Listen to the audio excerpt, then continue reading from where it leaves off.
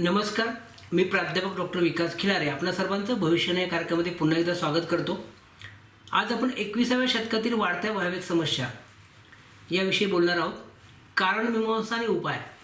मी मागील व्हिडिओमध्ये जे आता 21व्या शतकाच्या वाढत्या वैयक्तिक समस्या आहेत त्यातली जी पहिली समस्या आहे ती म्हणजे विवाह विलंबाने होणं किंवा न होणं, ह्याविषयी मी मागच्या व्हिडिओमध्ये सविस्तर बोललोय की पत्रिकेतल्या ग्रहयोगाविषयी कुठली कारणं असतात आणि त्याच्यावरचे उपाय काय आहेत हे मी मागच्या व्हिडिओमध्ये बोललेलं आहे, मागच्या भागात बोललो आहे। मी ह्या व्हिडिओमध्ये जी दुसरी वैयक्तिक समस्या जी मोठी आता 21व्या शतकामध्ये तुम्हाला निर्माण झालेली पाहायला मिळते ती म्हणजे पती पत्नीमधले वाढते मतभेद आणि त्यातून निर्माण होणारे घटस्फोट याविषयी मी बोलणार आहे। याची कारण मीमांसा काय आहे, कोणती कारणं आहेत, कोणत्या कारणामुळे या घटना घडायला लागलेल्या आहेत, इथं प्रमाण वाढलेलं आहे, त्याच्या उपाय कोणते करावे ह्यावर मी बोलणार आहे। सुरू करूया हा व्हिडिओ अवश्य पहा, खूप गरजेचं आहे। जेवढा पालकांनी पाहणं गरजेचं आहे तेवढं मुलामुलींनी पाहणं गरजेचं आहे आणि समाजातल्या सर्व लोकांनी पाहणं गरजेचं आहे। तुम्हाला व्हिडिओ नक्की आवडेल। सुरू करूया। आपल्याकडे हिंदीमध्ये एक म्हण आहे, जो शादी के लड्डू न खाए ओ पछताए, जो खाए ओ भी पछताए। ही म्हण अगदी 100% बरोबर आहे। आपण आज ज्या युगात वावरत आहे किंवा आहोत, या ज्या युगात वावरत आहोत त्याचा आणि पुढे येणाऱ्या काळाचा जर विचार करता विवाह ही एक मोठी समस्या बनली आहे हे लक्षात येतं। सध्या विवाह वेळेत होणं व तो टिकणे व तो टिकवणे का टिकणे हा एक दैवाचा भाग बनलेला आहे। विवाह होऊन अनुरूप जोडदार मिळणे व त्याबरोबर भावी वैवाहिक जीवन निभावलं जाणे ही एक सध्या काळजीची बाब बनलेली आहे।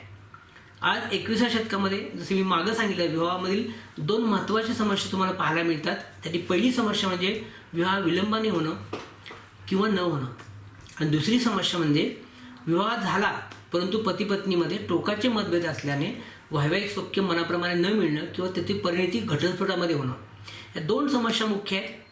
त्यातल्या मी पहिल्या समस्येबद्दल बोललेलो आहे।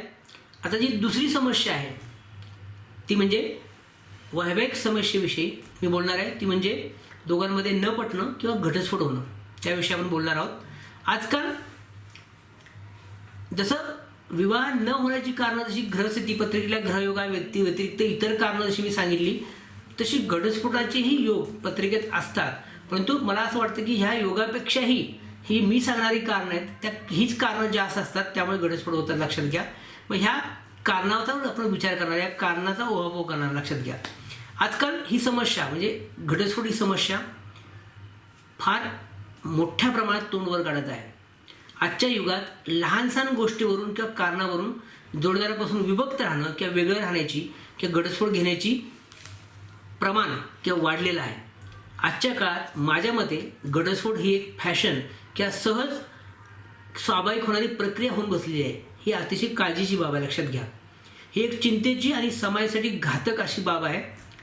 पूर्वीची स्त्री साधे घटस्फोटाचं नावही न काढणारी होती व सासरी कितीही त्रास झाला तर ती संसार टिकवणारी होती। मात्र आता हे चित्र पूर्णपणे बदललेले आणि वेगळं झालेलं आहे। यांच्या कारणाविषयी मी आता बोलणार आहे। तर आपण आता प्रत्येक एका कारणाविषयी बोलूया। खूप कारणं आहेत, मी याच्यावर अभ्यास करून संशोधन करून मी अनेक पत्रिकेचा अभ्यास करून ह्या कारणं शोधून काढली, त्यावर मी बोलणार आहे। तुम्हाला ही कारणं नक्की पडतील ह्याच्यावर विचार करा। पहिलं कारण काय आहे किंवा आजकाल का घटस्फोट वाढलाय किंवा पती पत्नीचे मतभेद का टोकाला जातात आणि त्यातून विभक्त होण्याचा निर्णय तडकाफडकी लगेच का घेतला जातो, याची कारणं मी तुम्हाला सांगणार आहे। पहिलं कारण बदलती जीवनशैली। सोशल मीडिया, इंटरनेट, मोबाईल यांच्या अतिरिक्त वापरामुळे नातेसंबंधामध्ये आता दरी निर्माण होत आहे। एकमेकांमध्ये शासंकता वाढली आहे व यातून पुढे दोघांमध्ये मतभेद होत आहेत। व्यक्ती स्वातंत्र्य या नावाखाली स्वतःमध्ये बदल करण्याची तयारी न दाखवल्यामुळे पुढे घटस्फोटाची वेळ येते, हे लक्षात घ्या। हे पहिलं कारण आहे। म्हणजे पूर्वीची जीवनशैली आणि आताची जीवनशैली खूप बदललेली आहे। 21व्या शतकातली जीवनशैली म्हणजे मोबाईल युग आहे, लक्षात घ्या। आणि या मोबाईलचे जेवढे चांगले फायदे आहेत त्याचे दुष्परिणाम पण खूप आहेत। वैवाहिक सौख्यामध्ये हा दुष्परिणाम तुम्हाला नक्की बघायला मिळतो सध्याच्या काळामध्ये। दुसरं कारण बदलती मानसिकता। म्हणजे काय तर दोघांचे आचारविचार पटत असतील तरच एकत्र राहा, दोघांचे स्वभाव वेगळे असतील व त्यामुळे पटत नाही असं वाटत असेल तर वेगळे व्हा, अशी नवीन संकल्पना रुजू होत चाललेली आहे। ही मुलामुलींची बदलती मानसिकता विवाह संकल्पनेला बाधक किंवा बाधा आणणारी ठरत आहे, लक्षात घ्या। ही मानसिकता बदलली की दोघांचे आचारविचार पडत असतील तरच एकत्र राहा, अन्यथा राहू नका, ही चुकीचं आहे। मी पुढे त्या उपायामध्ये बोलणार आहे। तिसरं कारण सामाजिक बदल। आज मुली उच्च शिक्षित आणि नोकरी करणाऱ्या, स्वतःच्या पायावर उभा राहणाऱ्या असल्याने त्या स्वावलंबी आणि सक्षम झाल्या आहेत. त्यामुळे मुलगी सक्षम असल्याने मग तिने वैवाहिक जीवनातील त्रास का सहन करायचा, असा ग्रह पालकांचा व मुलींचा वाढत चालला आहे व यातून मग सहजपणे वेगळे होण्याचा निर्णय पुढे घेतला जात आहे. ही पण गोष्ट लक्षात घ्या. चौथं कारण संवाद कमी. संवाद म्हणजे काय? बोलणं किंवा एकमेकाशी बोलणंच कमी झालं आहे. आता कमी का झालं याचं कारण सांगतो. याचं कारण म्हणजे T V, mobile, WhatsApp, Facebook यांच्या सततच्या वापरामुळे पती पत्नीमध्ये एकमेकांबरोबरचे संवाद पती पत्नीमधले कमी झालेले आहेत. संवाद न झाल्याने व शासनकता एकामेकामध्ये वाढल्यामुळे मग पुढे यांचे वाद वाढत जातात आणि त्याची रूपांतर विभक्ततेमध्ये होते. लक्षात घ्या. पाचवं कारण पालकांचा मुलामुलींच्या संसारामध्ये हस्तक्षेप किंवा वाढता हस्तक्षेप म्हणा. मुलीला सासरी सर्व गोष्टी तिला जशा आम्ही दिल्या तशाच तिला तिथेही मिळाव्यात म्हणून मुलींच्या संसारात तिच्या आईवडिलांचा हस्तक्षेप सध्या वाढलेला आहे. फोनवरून सतत तिला कसे वागायचे, कसे बोलायचं, काय करायचं याविषयी सल्ले मुलींच्या पालकांकडून दिल्याने ती सासरी वाद घालते व पुढे मग त्याचे रूपांतर घटस्फोटात होत आहे. म्हणजे मुलीच्या आईवडिलांनी किंवा विशेषतः मुलीच्या आईनी तिच्या संसारामध्ये जास्त लक्ष घालू नये आणि आजकाल हे प्रमाण वाढलं आहे. याचं कारण म्हणजे मोबाईल. त्या मोबाईलचा हा दुरुपयोग आहे. लक्षात घ्या. लग्न आता ही झाली मुलीच्या बाबतीत की मुलीचे आईवडील का हस्तक्षेप करतात. आता मुलाच्या बाबतीत काय होतं बघा. तर लग्नानंतर आपला मुलगा बायकोच्या किंवा सासरवाडीच्या ऐकण्यात जाऊन आपल्यापासून दूर होईल या असुरक्षित भावनेतून तसेच सुनेला सासरवास करण्याच्या सवयीतून मुलाच्या संसारात मुलाचे आईवडील विशेषतः मुलाची आई सतत लक्ष घालते व यातून मग त्या दोघांमध्ये वाद वाढतात. म्हणजे जेवढी मुलीची आई कारणीभूत आहे तेवढीच मुलाची आईही संसार न होण्यामध्ये किंवा संसारामध्ये बाधा आणण्यामध्ये कारणीभूत आहे. लक्षात घ्या. मी उपाय म्हणून ह्याच्यात मी बोलणार आहे पुढे. पुढचं कारण अहंकार, इगो. आपण त्याला इंग्लिशमध्ये इगो म्हणतो. पती पत्नी दोघेही उच्च शिक्षित, आर्थिकदृष्ट्या सक्षम असल्याने कोणी कोणाचे ऐकायचे, कोणी माघार घ्यायची, समोरच्यानेच बदल करावा, मी बदलणार नाही, अशा अहंकारामुळे वैवाहिक ताणतणाव आता वाढत चालले आहेत. त्याची परिणती आता घटस्फोटात होत चाललेली आहे. तर अहंकार खूप वाढलेले आहेत. पूर्वी एक व्यक्ती कमवत होता, एक स्वावलंबी होता, एक परावलंबी होता. इथं परावलंबी व्यक्ती ऐकून घ्यायची. आता झाले काय तर दोघेही उच्च शिक्षित आहेत, दोघेही कमवते आहेत, दोघेही स्वतःचे पाय उभे आहेत. त्यामुळं इथं अहंकार दोघांचे इथे आड यायला लागलेत. ही सध्याच्या शतकातली मोठी समस्या. लक्षात घ्या. पुढचं कारण स्वैर आणि व्यभिचारी वृत्ती. सध्या मोबाईल, इंटरनेट, सोशल मीडिया यांच्या वापरामुळे, अतिरिक्त वापरामुळे म्हणा किंवा घराबाहेर जाऊन काम करण्याने जोडीदाराव्यतिरिक्त व्यक्तीशी मैत्री व त्यातून मग पुढे प्रेमसंबंध, व्यभिचार घडत आहे व मग त्यामुळे वैवाहिक जीवनामध्ये वाद उभे राहतात व पुढे त्याची परिणती घटस्फोटापर्यंत किंवा विभक्त राहण्यापर्यंत होते असं मी पाहिलेलं आहे. कधीकधी जोडीदाराच्या स्वैरवृत्तीमुळे किंवा विवाहापूर्वीच्या प्रेमसंबंधामुळेही वैवाहिक जीवनामध्ये कटुता निर्माण झालेली पाहावयास मिळते. हे पण एक कारण आहे. पुढचं कारण तडजोडीचा अभाव. मी मागच्या व्हिडिओमध्ये सांगितलं आहे विवाह ही एक तडजोडच आहे. स्थळ पसंती करण्यापासून ते लग्न टिकवण्यापर्यंत तुम्हाला ही तडजोड करायची आहे आणि तडजोड ही जोडीनीच करायची. लक्षात घ्या. त्यामुळे इथं दोघांनाही मी सांगतोय की मुलांनी किंवा मुलींनी दोघांनीही तडजोड करणं गरजेचं, तरच विवाह टिकणार आहे. आता हे जे कारण आहे तडजोडीचा अभाव. आता हे काय झालंय कारण सांगतो की चांगली नोकरी, चांगला पगार, स्वावलंबित्व या कारणामुळे कोणी माघार घेत नाही. आता मुलगाही घेत नाही, मुलगी घेत नाही. मीच का हे करावे किंवा मीच नेहमी माघार का घ्यावी या भावनेतून वाद वाढत चाललेले आहेत. तडजोड कोणाकडूनही न झाल्याने मग वैवाहिक मतभेद वाढत आहेत आणि मग त्याचे रूपांतर घटस्फोटामध्ये किंवा विभक्त होण्यापर्यंत गेलेलं आहे. लक्षात घ्या. पुढचं कारण मनाविरुद्ध किंवा आईवडिलांच्या आग्रहाखातर विवाह करणं. बऱ्याच वेळा मुलामुलींची विवाह करण्याची मानसिकता नसते किंवा ठरवून विवाह करण्याची मानसिकता नसते. म्हणजे त्यांना प्रेमविवाह करायचा असतो किंवा पालकांना मुलांचा प्रेमविवाह मान्य नसल्याने ते मुलांच्या मनाविरुद्ध दुसऱ्या व्यक्तीशी विवाह करून देतात व मग त्यांच्याकडून संसार नीट झाल्याने पुढे घटस्फोटाची वेळ येते. इथं हा एक मुद्दा लक्षात घ्या. मी बऱ्याच पत्रिकेमध्ये पाहिले की हे कारण असल्यामुळं पुढं ती व्यक्ती, ज्या व्यक्तीला लग्न करायचं नसतं, मनाविरुद्ध लग्न झाल्यामुळे ती व्यक्ती फुल पार्टनरशी एकनिष्ठ राहू शकत नाही की संसार टिकू शकत नाही, ती संसार करत नाही. पुढचं कारण ते म्हणजे लैंगिक काम जीवनामध्ये असमाधान, अभाव किंवा अतिरेक. मी तिन्ही गोष्टी म्हणतोय. अभाव, असमाधान किंवा अतिरेक. काही काही वेळा असं बघायला मिळतं, असं आढळतं की विवाहानंतर लैंगिक सुख मनाप्रमाणे न मिळाल्यास किंवा त्याचा अतिरेक झाल्यामुळं, त्याचा त्रास झाल्यामुळे विभक्त होण्याचा निर्णय पती पत्नीने घेतला जातो. म्हणजे विवाहाची खरी यशस्वीता ही लैंगिक जीवनावर असते, लक्षात घ्या. विवाह म्हणजेच प्रणय. तर प्रणयाचा जर अभाव असेल तर वैवाहिक विवाह सुख मिळू शकत नाही. त्यामुळे मग इथं वेगळ्या मनाचा विचार येतो. कधी कधी अतिरेकी पाहायला मिळतो काय काय पुरुषांमध्ये की ज्यामध्ये तेव्हा पण घटस्फोट झालेले पाहायला मिळतात. हे कारण मी पाहिले. पुढचं कारण कायद्याने स्त्रीला दिले जाणारे संरक्षण आणि लाभ, हा एक मुद्दा लक्षात घ्या. स्त्रियांना पोषक बरेच कायदे असल्याने त्याचा गैरफायदा काही मुलींकडून किंवा त्यांच्या पालकाकडून घेतला जातो व त्यातून पुढे पोटगीची किंवा एकरकमी पैशाची मागणी करून जोडीदाराला त्रास दिला जातो. तसेच माहेरील आणि सासरकडील प्रॉपर्टीचा हिस्सा आपल्याला मिळणार असल्याने घटस्फोट घेतला तरी आपले काही बिघडणार नाही, ही घातक मानसिकता मुलींमध्ये आता निर्माण होत चालल्यामुळे वैवाहिक समस्येमध्ये वाढ झालेली पाहायला मिळते. हे एक मोठं कारण लक्षात घ्या. पुढचं कारण मुलींमध्ये आढळणारा संयमाचा, सहनशीलतेचा आणि तडजोडीचा अभाव हे सगळ्यात मुख्य कारण आहे. पूर्वीची स्त्री ही संयमी, सहनशील आणि सहन करणारी शोषिक होती. आत्ताच्या मुलींमध्ये बरोबर ह्या 3 गुणधर्माचा अभाव पाहायला मिळतो आणि हेच विवाह न टिकण्याचं कारण आहे, लक्षात घ्या. विवाहापूर्वी पालकांकडून मुलींना हवे ते त्वरित मिळाल्याने लग्नानंतर जर तिची एखादी इच्छा किंवा डिमांड सासरच्या लोकांनी किंवा पतीने लगेच पूर्ण न केल्यास त्यातून मग वाद वाढत आहेत. पूर्वीच्या स्त्रियांमध्ये आढळणाऱ्या संयम, सहनशीलता, तडजोड इत्यादी गोष्टीचा अभाव आजकालच्या मुलींमध्ये असल्याने एखादी गोष्ट जर त्यांच्या मनाविरुद्ध सासरी घडली की लगेच त्यातून मार्ग काढण्याऐवजी संसारातून बाहेर पडण्याचा निर्णय त्यांच्याकडून तडकाफडकी घेतला जातो. ही एक समाजासाठी घातक गोष्ट आता पाहायला मिळते. ही गोष्ट खरंच खराब आहे, लक्षात घ्या. पुढचं कारण मी सांगतो तुम्हाला, ते म्हणजे एकच अपत्य किंवा स्वतंत्र कुटुंब पद्धती रुजू झाल्यामुळे. पूर्वी कुटुंबामध्ये 4, 5, 7, 8 अशी अपत्य असायची. आत्ता मागच्या एक 40-50 वर्षापासून किंवा 20-30 वर्षापासून एकाच संततीवर, एकाच मुलावर ऑपरेशन करण्याची किंवा कुटुंब नियोजन करण्याची पद्धत रूढ झाली आहे. त्याचा दुष्परिणाम पण पाहायला मिळतात सध्या, लक्षात घ्या. काय सांगतो तर सध्याच्या युगामध्ये एकाच मुलीवर किंवा एकाच अपत्यावर कुटुंब नियोजन करण्याची पद्धत निर्माण झाली आहे.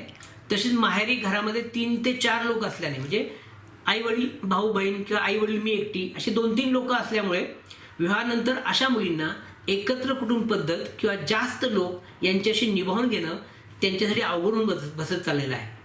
त्यांच्याबरोबर एकच संतती असल्याने पालकांकडून, आणि तर दुसरा ड्रॉप असा की पालकांना एकच संतती असल्यामुळं त्या पालकांकडून त्या संततीचा भयंकर लाड केला जातो. विवाहापूर्वी त्या मुलींना किंवा त्या मुलांना हव्या त्या गोष्टी लगेच दिल्या जातात. त्यांचा जास्त लाड किंवा काळजी पालकाकडून केली जाते. त्यांच्या सर्व चुका अशावेळी एकुलता एक असल्यामुळं जाणीवपूर्वक नजरेआड केल्या जातात. मात्र विवाहानंतर मुलीचं वागणं तसंच राहिल्यामुळे तिला सासरच्या लोकांच्या किंवा पतीच्या त्रासाला सामोरं जावं लागतं. एवढा मोठा बदल लाडात वाढलेल्या मुली सहन करू न शकल्याने व पालकही त्या मुलीच्या पाठी उभे राहिल्याने मग घटस्फोटासारखा चुकीचा आणि अविचार निर्णय त्यांच्याकडनं घेतला जातो. लक्षात घ्या. इथं मुलींबरोबर पालकांचीही चूक आहे, लक्षात घ्या. अजून एक पुढचं कारण म्हणजे इतर कारण. आता मी आत्ता पण तुम्हाला 13 कारणाविषयी बोललो. अजून 14वं कारण आहे, त्यामध्ये इतर कारणामध्ये मी तो मुद्दा घेतला आहे. इतर कारणं कोणती आहेत की सर ह्याच्या व्यतिरिक्त कारणं अशी आहेत की ज्यामुळे आम्ही घटस्फोट घेतला किंवा आमचा घटस्फोट झाला. ती कारणं मी सांगतो.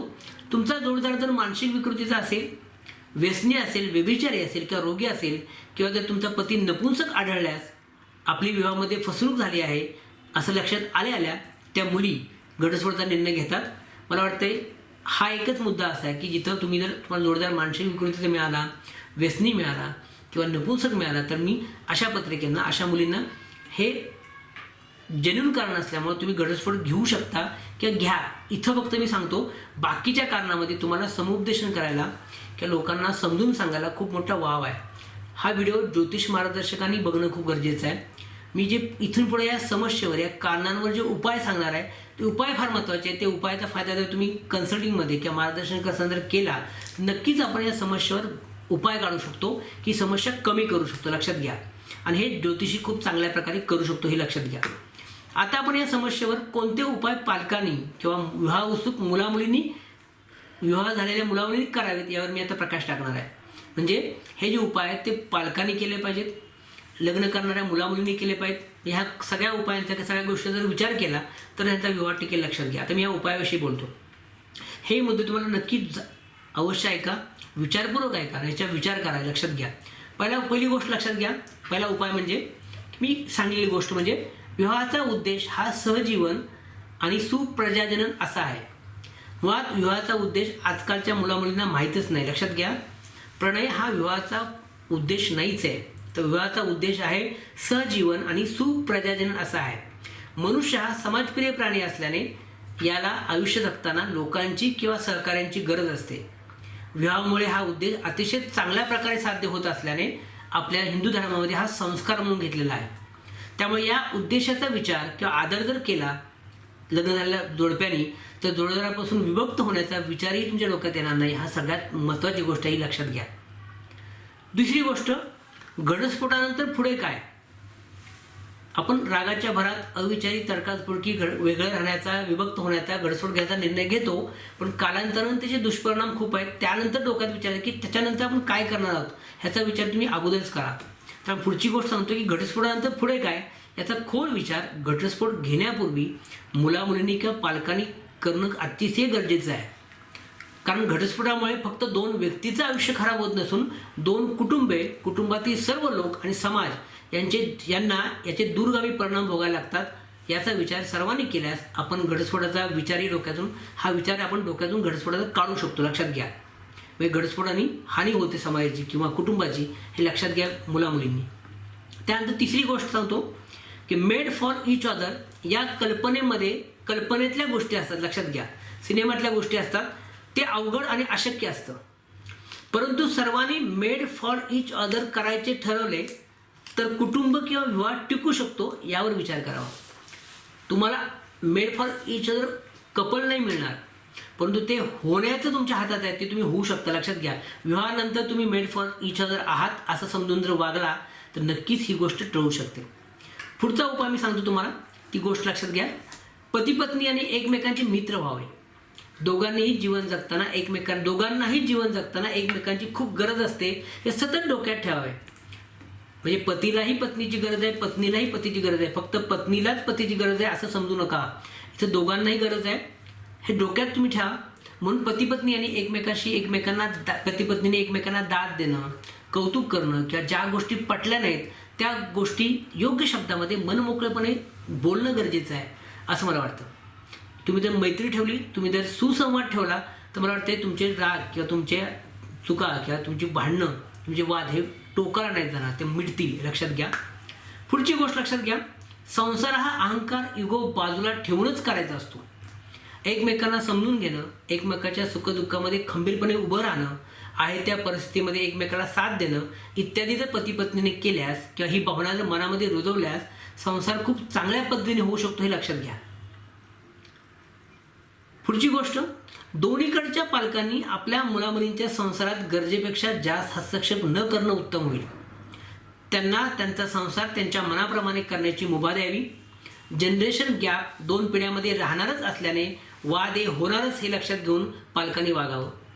तुमचा काळ व आत्ताचा काळ यामध्ये बराच फरक असल्याने आम्ही जे केले तेच तुम्ही करावे अशा फालतू अपेक्षा सून किंवा जावयाकडून करू नये.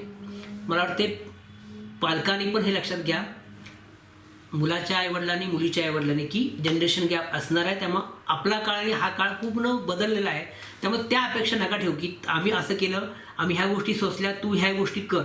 ह्या गोष्टी कधीच आता मान्य करून होणार आहेत. थोडं तुम्ही तुमच्या आयुष्यामध्ये राहा, त्यांना त्यांच्या आयुष्य त्यांच्या मनाप्रमाणे जगू द्या. हस्तक्षेप करा पण गरजेपेक्षा जास्त नको, असं माझं मत आहे. पुढची गोष्ट, माहेर आणि सासर ही 2 वेगवेगळी आणि परस्पर भिन्न ठिकाणे आहेत. त्यामुळे तेथील वातावरण ही वेगवेगळे असणार, हे डोक्यात ठेवूनच मुलीने विवाह करावा. म्हणजे अवास्तव अपेक्षा ठेवल्या जाणार नाहीत किंवा अपेक्षाभंगाचं दुःखही तिला होणार नाही. हे लक्षात घ्या, कोणतीही सासू आई कधीच होऊ शकत नाही व कोणतीही सून मुलगी कधीच होऊ शकत नाही. हे दोघांनी लक्षात घेतलं तर तुमच्या अपेक्षाभंगाचं दुःखापासून तुम्ही वाचू शकता. लक्षात घ्या. पुढची गोष्ट, विवाहानंतर जर एकमेकाची जर नाती जपता आली तर खूप चांगल्या प्रकारे वैवाहिक जीवन व्यतीत करता येऊ शकते, हे लक्षात घ्यावं. म्हणजे मुलांनी मुलाकडची नाती जपा, मुलांनी मुलीकडची नाती जपा, तर संसार तुमचा खूप चांगला होईल. तू माझ्या आईवडिलांशी किंवा नातेवाईकाशी नीट बोलला नाहीस, वागला नाहीस, म्हणून मीही तुझ्या आईवडिलांशी, नातेवाईकाशी चांगले वागणार नाही. अशा ईर्ष्यात्मक स्पर्धा दोघांनी टाळणं गरजेचं आहे. लक्षात घ्या, बऱ्याच घरामध्ये मी पाहायला मिळतं की मुलाच्या किंवा मुलीच्या ह्या गोष्टीवरनं वाद होतात. हे वाद तुम्ही टाळा.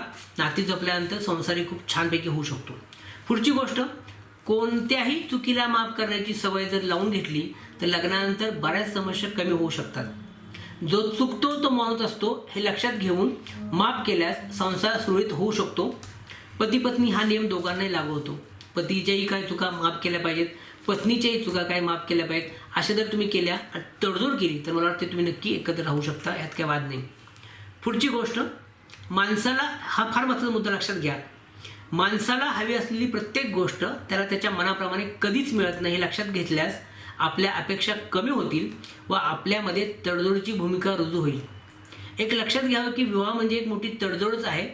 स्थळ पसंतीपासून ते लग्न टिकेपर्यंत आयुष्याच्या प्रत्येक वळणावर तडजोड ही करावीच लागते आणि मुख्य म्हणजे ही तडजोड जोडीनेच करायची असते, म्हणजे विवाह 100% यशस्वी होतो। हे लक्षात घ्यावे। हे लक्षात घेतल्यास संसारामध्ये कोणी माघार घ्यावी हा प्रश्नच उभा राहणार नाही, लक्षात घ्या। तडजोडीची मानसिकता ठेवा आणि जे आहे त्यात समाधान माना। पुढची गोष्ट, मनपसंत, अनुरूप किंवा अपेक्षित जोडीदार हा फार कमी लोकांच्या नशिबी असतो, लक्षात घ्या। प्रत्येक मुलाची किंवा मुलीची एक अपेक्षा असते की मला भावी जोडीदार असा हवा आहे, परंतु ह्या सगळ्या इच्छा अपेक्षा सगळ्यांचेच पूर्ण होतात का तर नाही। बऱ्याच जणांचं अपेक्षाभंगही होतं, हे दुःखही होतं। म्हणजे दुःख करून घ्यायत काही मजा नाही आहे। तर हा मुद्दा फार महत्त्वाचा लक्षात घ्या की मनपसंत, अनुरूप किंवा अपेक्षित जोडीदार हा फार कमी लोकांच्या नशिबी असतो। माझ्या मते हा दैवाधीन भाग आहे, हा तुमच्या पत्रिकेतल्या ग्रहयोगाचा भाग आहे।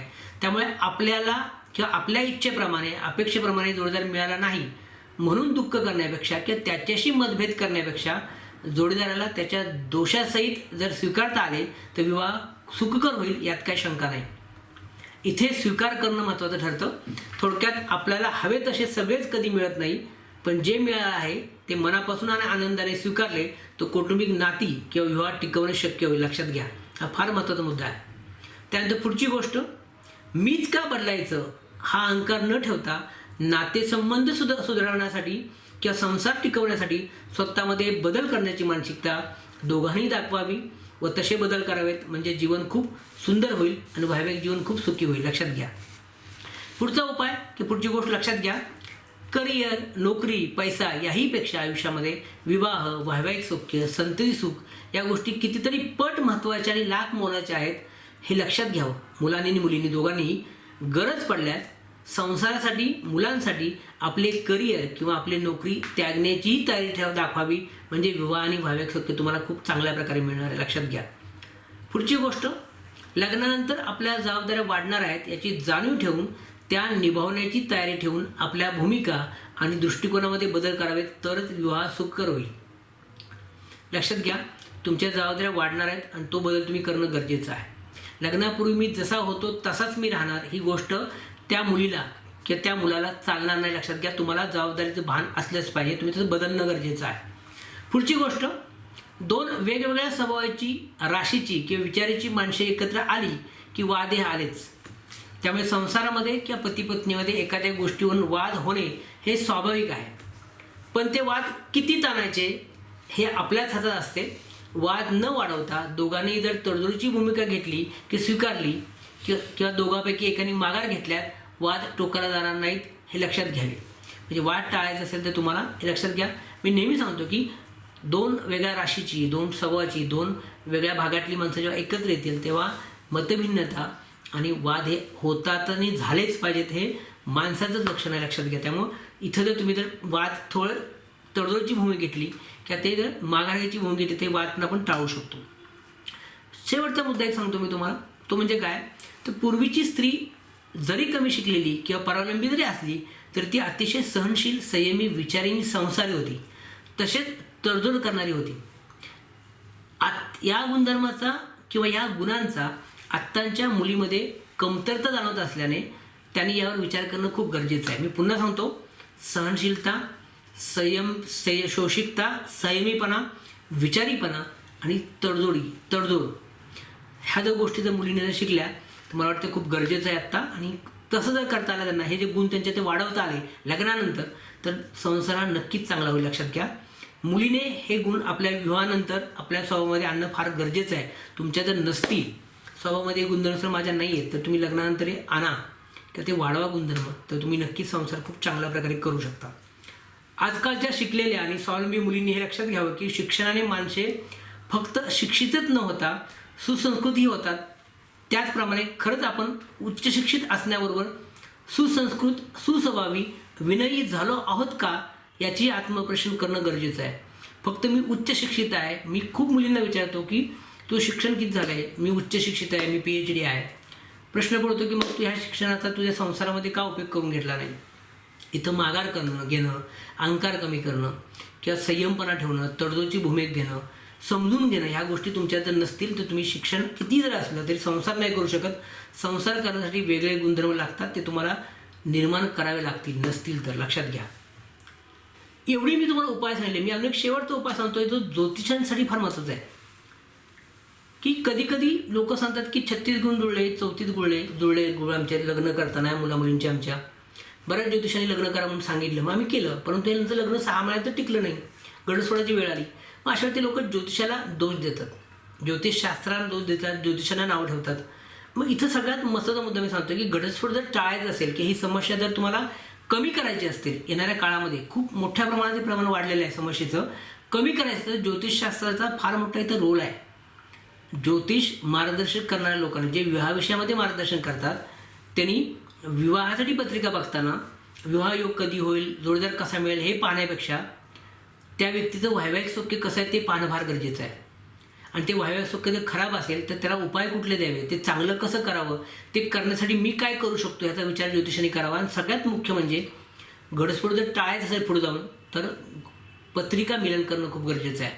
आपण फक्त आता गुणमिलन करून लग्न करतो, गुणमिलनाने किती गुण पडले याच्यावर तुमचे स्वभाव किंवा विचार जुळतात का एवढं कळतं. गुणमिलन चांगलं पडलं म्हणजे लग्न टिकतंच असं नाही. त्यामुळे गुणमिलन करण्यापेक्षाही पत्रिका मिलन करा. आणि दोघांचंही वैवाहिक सौख्य पत्रिकेत कसं आहे ते पहा. वैवाहिक सौख्य जर खराब असेल तर ते उपाय करा की त्याप्रमाणे त्यांना काउन्सिलिंग करा की तुझ्या पत्रिकेत अशा अशा गोष्टी होणार आहेत, तर तुला ह्या गोष्टीची तडजोड आत्तापासूनच करावी लागेल की अशी मानसिकता करून तू विवाह कर. हा फार मोठा रोल आहे ज्योतिषशास्त्राचा किंवा ज्योतिष मार्गदर्शकांचा. त्यांनी जर हा इथं जर व्यवस्थित पाळला आणि त्यांनी जी भूमिका जर चांगल्या प्रकारची बजावली तर मला वाटतं की आपण ह्यातले बरेच टक्के घटस्फोटाचं प्रमाण आपण वाचवू शकतो. हे आपली जबाबदारी आहे. का तर लोक तुमच्याकडे यासाठी येतात की पत्रिका जुळते का पहा. याचं कारण असं आहे की त्यांना एक मुलाची किंवा मुलाची भीती असते, की काळजी असते की माझ्या मुलीचं लग्नानंतर चांगलंच झालं पाहिजे, माझ्या मुलाचा विवाह टिकलाच पाहिजे, बायको नीट वागलीच पाहिजे. यासाठी ते आपल्याला विश्वासाने आपल्याला पत्रिका दाखवतात. तर या विश्वासाला तडा देऊ नका. अभ्यास कमी असेल तर अभ्यास वाढवा. आणि लक्षात घ्या की फक्त गुण मिळण्यावर लग्न ठरवू नका. दोघांच्या पत्रिका विवाहाने वैवाहिक सौख्यासाठी तपासा. तर वैवाहिक सौख्य जर खराब असेल, चांगलं नसेल तर लग्न कधी करायचं, कोणत्या काळामध्ये करायचं, किती वर्षांनी करायचं, कोणते उपाय करून करायचं, आणि लग्न केल्यानंतर तुला कोणत्या तडजोडी करायच्या आहेत, कशामध्ये तुला ॲडजस्ट करायचं लागेल, ह्या गोष्टी तुम्ही त्या व्यक्तीला समजून सांगा. आणि असं जर तुम्ही गुणमिलन केलं, पत्रिका मिलन केलं तर मला वाटतं की तुम्ही ह्या गोष्टी खूप चांगल्या प्रकारे टाळू शकता. ह्या समस्येवर मात करण्याचा हा सगळ्यात चांगला उपाय आहे, जे मी गेले 12-13 वर्ष करतोय. तुम्ही हे करावं. माझ्या असंख्य पत्रिके, लाखो पत्रिकेतून माझं अनुकरण केले, अभ्यास केला, संशोधन केले, तर तुम्हाला एक लक्षात आलं की ही अशी अनेक कारणं आहेत की ज्या कारणामुळं पत्रिकेतली ग्रहस्थिती, मी नेहमी म्हणतो की ज्योतिष शिकवताना की सांगताना की घटस्फोट हा पत्रिकेत नसतो तर माणसाच्या डोक्यामध्ये असतो, मेंदूमध्ये असतो. कारण घटस्फोट हा ग्रंथामध्ये नाहीच आहे. ही अलीकडच्या काळामध्ये रुजू झालेली की निर्माण झालेली एक प्रक्रिया आहे. त्यामुळं ह्याची कारणं ग्रंथामध्ये शोधण्यात काही मजा नाही. हीच कारणं महत्त्वाची आहेत. मग ह्या कारणावरच जर आपण जर समुपदेशन, काउन्सिलिंग किंवा मार्गदर्शन केलं तर मला वाटतं नक्कीच आपण ही गोष्ट टाळू शकतो. कारण जी ग्रंथातच नाही तर ती टाळता येऊ शकते नक्की 100%.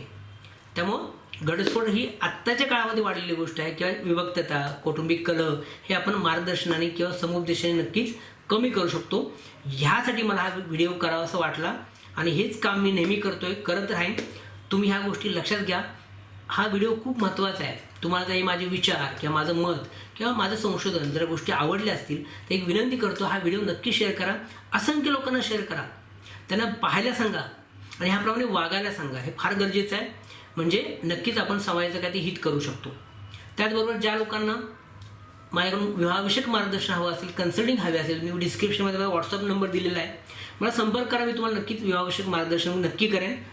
यानंतर आपण पुढच्या व्हिडिओमध्ये भेटूया. मला वाटतं की ह्या ज्या वाढत्या वैवाहिक समस्या आहेत यावर मला खूप वर्ष किंवा खूप दिवस बोलायचं होतं. मी आज त्याच्यावर बोललो. हा विषय तुम्हाला चांगल्या प्रकारे समजला असेल, हा आवडेल अशी अपेक्षा करतो. यानंतर आपण विवाहविषयक पुढच्या एखाद्या व्हिडिओमध्ये एका विषयावर आपण बोलणार आहोत. तोपर्यंत धन्यवाद.